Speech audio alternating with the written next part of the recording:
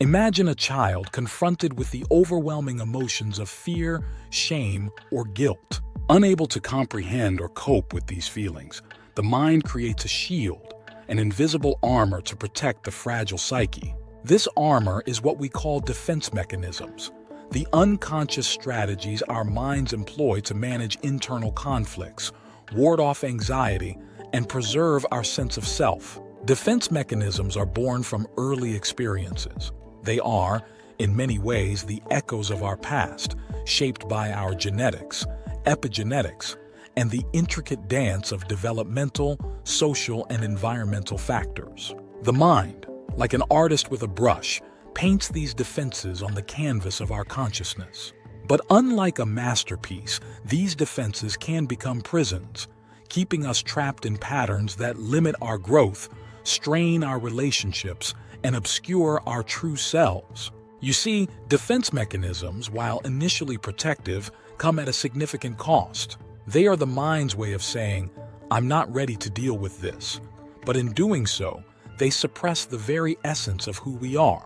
When we deny, repress, or distort our emotions and thoughts, we are essentially cutting off parts of ourselves. Over time, this suppression can lead to a deep disconnection from our true selves, our authentic thoughts, feelings, and desires. Repression is a key example of this, where the mind pushes distressing thoughts and memories deep into the unconscious. For instance, a person who experienced trauma as a child may have no conscious memory of the event, but might experience anxiety or fear when faced with similar situations. These repressed emotions don't just disappear, they linger, influencing our behaviors and reactions in ways that we may not understand, creating a gap between our true selves and the personas we present to the world. Or take denial, where we refuse to accept reality, convincing ourselves that everything is fine when it's not.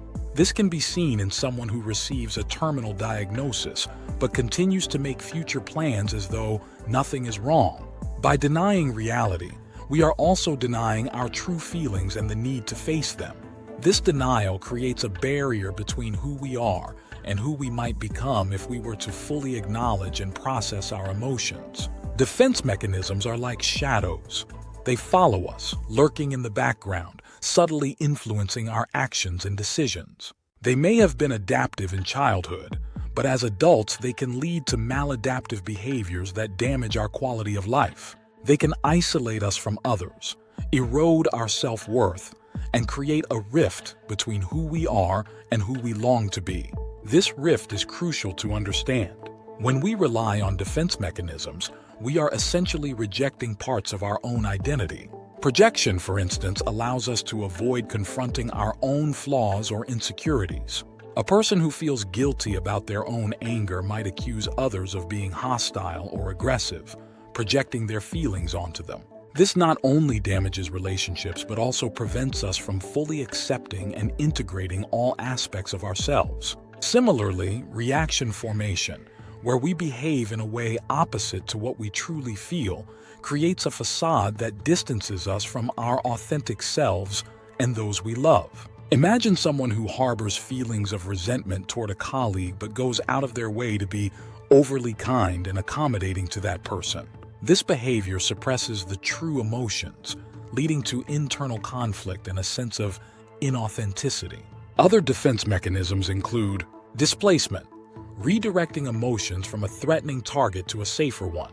Example: after being reprimanded by their boss, an individual might go home and take out their frustration on a family member instead of addressing it with their boss. Regression, reverting to behaviors typical of an earlier developmental stage. Example: an adult under extreme stress might begin to exhibit childish behaviors, such as throwing a tantrum or seeking comfort from a stuffed animal. Rationalization, justifying behaviors or feelings with seemingly logical reasons, often avoiding the true reasons. Example: a student who fails an exam might blame the unfairness of the questions instead of acknowledging their lack of preparation. Sublimation, channeling unacceptable impulses into socially acceptable activities. Example: Someone with aggressive tendencies might take up a sport like boxing to express their aggression in a controlled and acceptable way.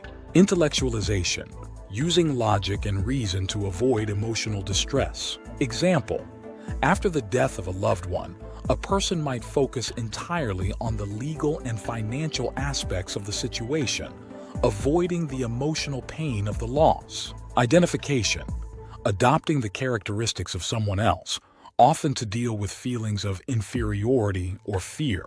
Example: a child who feels insecure might start mimicking the behavior and speech of a popular peer to gain acceptance and confidence. Isolation of affect, separating emotions from thoughts or experiences to avoid discomfort. Example: a surgeon who performs a critical operation might detach emotionally from the situation, focusing solely on the technical aspects to prevent becoming overwhelmed by the life or death stakes. By relying on these defense mechanisms, we prevent ourselves from experiencing the full range of our emotions, both the light and the dark. This suppression can lead to a loss of vitality, spontaneity, and creativity.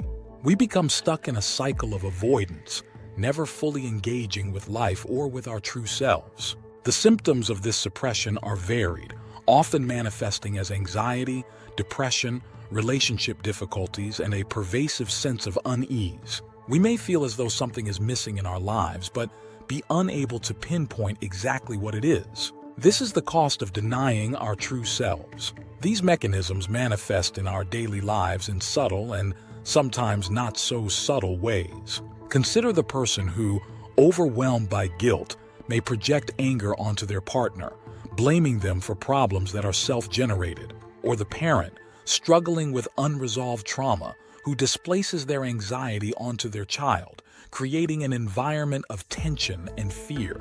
These patterns can have ongoing ramifications, especially within families. Parents who are trapped in their defense mechanisms may unintentionally pass these patterns onto their children, perpetuating cycles of emotional distress and dysfunction. Children, in turn, may develop their own defenses, mirroring what they observe and experience. But there is hope. Healing from these defense mechanisms begins with awareness, recognizing the patterns and understanding their roots. It involves courage, facing the pain that these defenses were designed to protect us from. And it requires vulnerability, allowing ourselves to feel and express emotions that we've kept hidden for so long.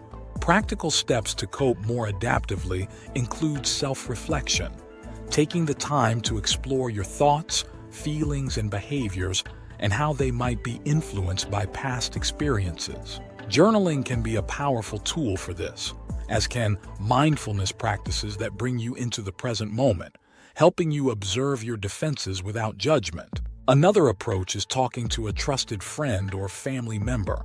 Sharing your experiences can provide new perspectives and emotional support. Families can help by creating an environment of open communication where emotions are validated rather than suppressed.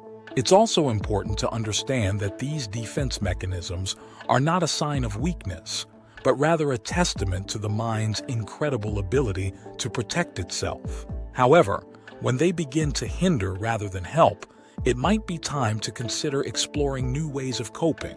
If you find that these strategies are not enough, or if you're feeling overwhelmed, it might be worth considering professional help.